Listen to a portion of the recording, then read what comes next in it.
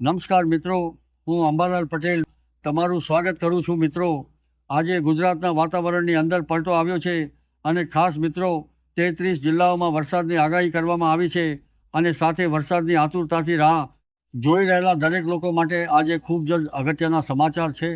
મિત્રો, ગુજરાતમાં ચોમાસાની ધમાકેદાર એન્ટ્રી ક્યારે થશે? આગામી દિવસોમાં વરસાદની શું સ્થિતિ રહે છે? કયા જિલ્લાઓમાં પ્રી મોન્સૂન એક્ટિવિટી જોવા મળી શકે છે? વાવણી લાયક વરસાદ ક્યારે આવશે?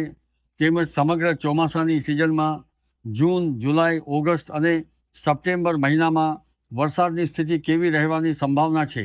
મિત્રો, આ વર્ષે ચોમાસાની શરૂઆત દક્ષિણ ભારત તરફથી સારી ગતિએ થઈ છે. કેરળમાં ચોમાસાનું આગમન 4 જૂનના રોજ થયું હતું અને ત્યારબાદ ખૂબ જ ઝડપથી તે તમિલનાડુ, કર્ણાટક અને ગોવા તરફ આગળ વધ્યું. મહારાષ્ટ્રના દક્ષિણ ભાગ સુધી પણ ચોમાસાની પ્રગતિ નોંધાઈ ચૂકી છે. બીજી તરફ અરુણાચલ પ્રદેશ, આસામ, મેઘાલય અને ત્રિપુરા સહિત પૂર્વોત્તર ભારતના અનેક વિસ્તારોમાં પણ ચોમાસાએ પોતાની હાજરી નોંધાવી દીધી છે. એટલે કે દેશના દક્ષિણ અને પૂર્વીય વિસ્તારોમાં ચોમાસું હવે સક્રિય બની રહ્યું છે. પરંતુ સૌથી મોટો પ્રશ્ન એ છે કે આખરે ગુજરાતમાં ચોમાસું ક્યારે પહોંચશે? મિત્રો, દર વર્ષે એક વાત જોવા મળે છે કે ચોમાસું દક્ષિણ ભારતથી મહારાષ્ટ્ર સુધી ખૂબ ઝડપથી આગળ વધે છે, પરંતુ ત્યારબાદ ગુજરાત સુધી પહોંચવામાં તેને થોડો વધુ સમય લાગે છે. હાલની સ્થિતિમાં કોઈ મોટી અને મજબૂત હવામાન પ્રણાલી અરબી સમુદ્ર કે બંગાળની ખાડીમાં સક્રિય દેખાતી નથી, જેના કારણે ચોમાસાની ઉત્તર પશ્ચિમ દિશામાં આગળ વધવાની ગતિ ધીમી પડી શકે છે.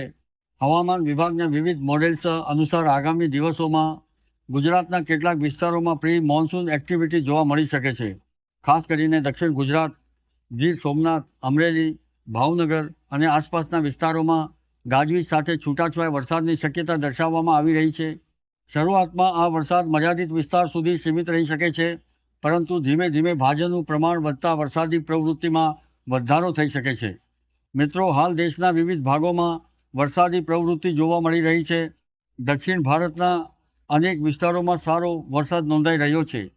મધ્યપ્રદેશના કેટલાક વિસ્તારોમાં પણ વરસાદી માહોલ બન્યો છે. ઉત્તર પ્રદેશ અને બિહાર તરફ પણ પ્રી મોન્સૂન એક્ટિવિટી સક્રિય થઈ રહી છે. હવામાન નિષ્ણાતોના મતે જ્યાં સુધી ચોમાસું ઉત્તર પ્રદેશ અને બિહાર તરફ વધુ આગળ નહીં વધે ત્યાં સુધી ગુજરાતમાં તેની સત્તાવાર એન્ટ્રી થવાની શક્યતા ઓછી રહે છે. હાલની સ્થિતિમાં પૂર્વીય પાંખ વધુ સક્રિય દેખાઈ રહી છે અને આગામી દિવસોમાં તે વધુ ઝડપથી આગળ વધી શકે છે.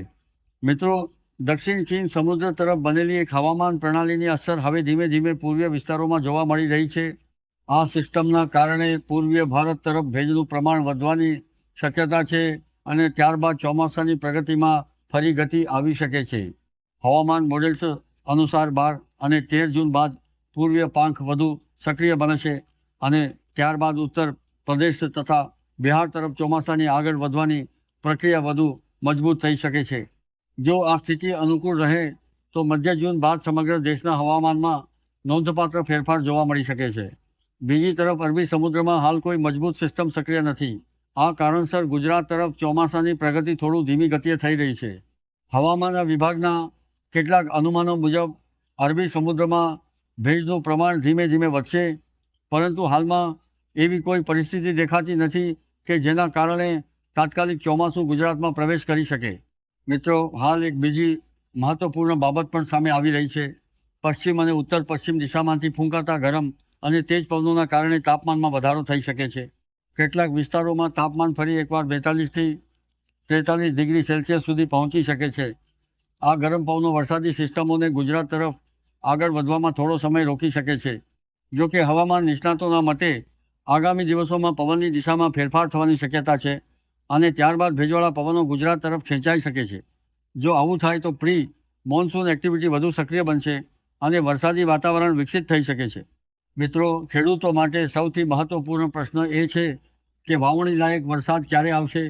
હાલના અનુમાન મુજબ જૂન મહિનાના ત્રીજા સપ્તાહથી લઈને ચોથા સપ્તાહ દરમિયાન ગુજરાતના અનેક વિસ્તારોમાં પ્રી મોન્સૂન વરસાદની પ્રવૃત્તિમાં વધારો થઈ શકે છે.